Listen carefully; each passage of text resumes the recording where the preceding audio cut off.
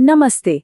आज हम UP TET के बाल विकास और शिक्षा शास्त्र के एक बहुत ही जरूरी टॉपिक को समझने वाले हैं और वो टॉपिक है बीएफ स्किनर का क्रिया प्रसूत अनुबंधन का सिद्धांत। चलिए इसे एकदम आसान बनाते हैं। तो चलिए एक बहुत ही मजेदार बात से शुरू करते हैं।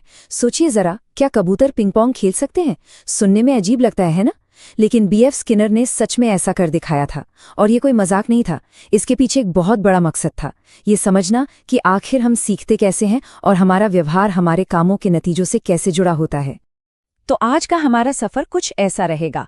पहले हम स्किनर को जानेंगे, फिर उनके मशहूर एक्सपेरिमेंट यानी स्किनर बॉक्स को समझेंगे। इसके बाद पुनर्बलन के नियमों पर बात करेंगे, क्लासरूम में इसका इस्तेमाल देखेंगे और सबसे जरूरी यूपी टेट में आने वाले सवालों के लिए तैयार होंगे। ठीक है, तो सबसे पहला सवाल, आखिर ये बीएफ स्किनर थे कौन? बीएफ स्किनर हार्वर्ड के प्रोफेसर थे और 20वीं सदी के सबसे प्रभावशाली मनोवैज्ञानिकों में से एक। हाँ, वो थोड़े विवादास्पद भी थे। उनका साफ मानना था कि हमारे काम हमारी अंदरूनी सोच या भावनाओं की वजह से नहीं होते, बल्कि बाहरी दुनिया और उसके नतीजों की वजह से होते हैं। उनका ये जो दर्शन था उसे व्यवहारवाद कहते हैं। मतलब दिमाग के अंदर क्या चल रहा है वो एक ब्लैक बॉक्स है, हमें उसमें झांकने की जरूरत नहीं। हमें सिर्फ ये देखना है कि कोई क्या कर रहा है, यानी उसका व्यवहार क्या है और उस व्यवहार का नतीजा क्या निकल रहा है, बस। तो सवाल उठता है कि स्किनर ने अपनी इस बात को साबित कैसे किया। यहीं पर एंट्री होती है उनके सबसे मशहूर एक्सपेरिमेंट की। उन्होंने एक खास बॉक्स बनाया जिससे स्किनर बॉक्स के नाम से जाना जाता है। कहानी कुछ यूं है, बॉक्स में एक भूखा चूहा है। वो इधर उधर घूमता है और गलती से एक लीवर दब जाता है, और जैसे ही लीवर दबता है उसे खाने का एक दाना मिल जाता है। बस चूहा धीरे धीरे ये कनेक्शन समझ जाता है और फिर जानबूझकर लीवर दबाने लगता है। सीखने की इसी प्रक्रिया को कहते हैं क्रिया प्रसूत अनुबंधन या ऑपरेंट कंडीशनिंग। यहाँ जो जीव है वो अपने माहौल पर एक क्रिया करता है, एक ऑपरेशन करता है, ताकि उसे मनचाहा नतीजा यानी इनाम मिल सके। अच्छा, अब जरा यहाँ पर खास ध्यान दीजिए। ये स्लाइड तो समझ लीजिए यूपी टेट के लिहाज से मोस्ट इम्पॉर्टेंट है। देखिए, स्किनर के सिद्धांत को कई नामों से जाना जाता है: क्रिया प्रसूत अनुबंधन, नैमित्तिक अनुबंधन, आरएस टाइप। और एग्जाम में ना वो कोई भी नाम इस्तेमाल कर सकते हैं, तो ये तीनों नाम अच्छे से दिमाग में बैठा लेने हैं।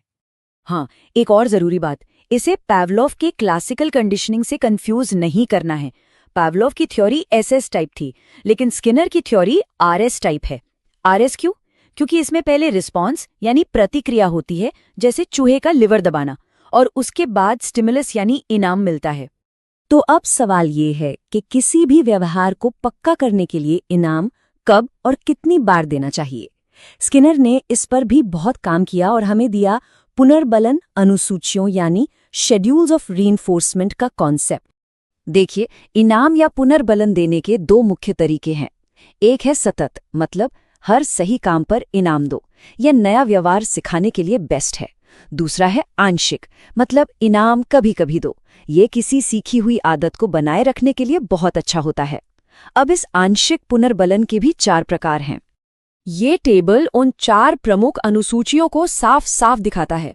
इसमें 2 शब्दों पर गौर करना है: अनुपात यानी रेशियो और अंतराल यानी इंटरवल। अनुपात का सीधा सीधा मतलब है कि कितनी बार काम किया गया, और अंतराल का मतलब है कितना समय बीता। ये छोटा सा फर्क समझना बहुत जरूरी है, क्योंकि यूपी टेट में जो सिचुएशन वाले सवाल आते हैं ना, वो यहीं से बनते हैं।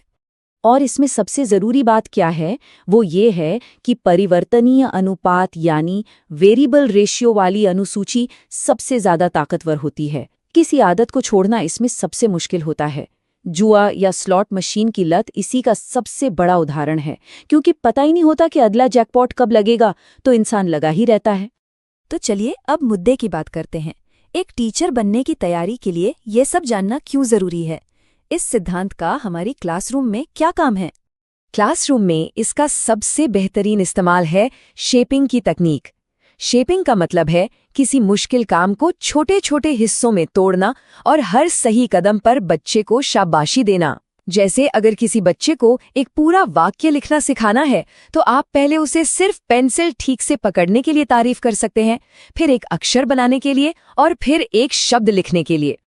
तो यूपीटीटी के लिए इन बातों को गांठ बांध लीजिए। पहली, सीखना व्यवहार के बाद मिलने वाले नतीजे पर निर्भर करता है। दूसरी, नया कौशल सिखाने के लिए सतत और उसे बनाए रखने के लिए आंशिक पुनर्बलन का इस्तेमाल करें। और तीसरी, शेपिंग एक बेहद कारगर तकनीक है, खासकर मुश्किल कौशल सिखाने के लिए। और अब सबसे आखिर में आइए सीधे ये देखते हैं कि यूपीटीटी परीक्षा में इस टॉपिक से कैसे सवाल पूछे जाते हैं ताकि तैयारी पक्की हो सके। आमतौर पर यूपीटेट में आपको 4 तरह के सवाल देखने को मिलेंगे।